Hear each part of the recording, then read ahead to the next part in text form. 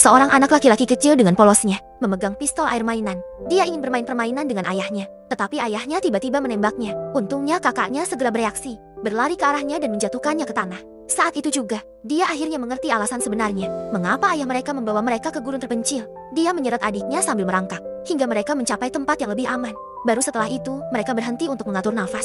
Ketika Gina perlahan menoleh ke atas, dia melihat ayah mereka telah membakar mobil, dan tidak terlihat dimanapun. Dia menyuruh adiknya untuk tetap diam dan berlari kembali untuk mengambil beberapa perlengkapan. Dia tahu bahwa mereka telah berkendara selama 3 hari penuh untuk sampai ke sana. Dan sekarang satu-satunya tujuannya adalah kembali ke kota secepat mungkin. Saat malam tiba, Gina menyadari bahwa mereka kehabisan persediaan.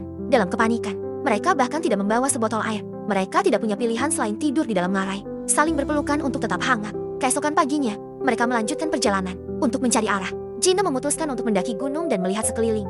Dalam perjalanannya, dia hampir terpeleset dan jatuh. Tapi ketika mereka sampai di puncak, mereka menyadari bahwa mereka tidak bisa melihat kota sama sekali. Mereka tidak tahu di mana mereka berada sekarang.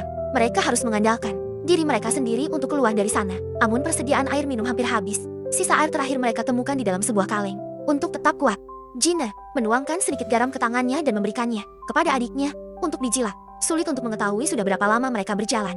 Tapi lingkungan sekitar semakin memburuk. Hampir tidak ada vegetasi yang terlihat. Awalnya, anak laki-laki itu merasa penasaran dengan segala sesuatu di sekitarnya dan terus berjalan di depan kakaknya. Tapi panas gurun yang menyengat membuatnya kehilangan cairan dengan cepat. Ketika mereka menemukan sebuah bukit pasir, anak itu jatuh karena kelelahan.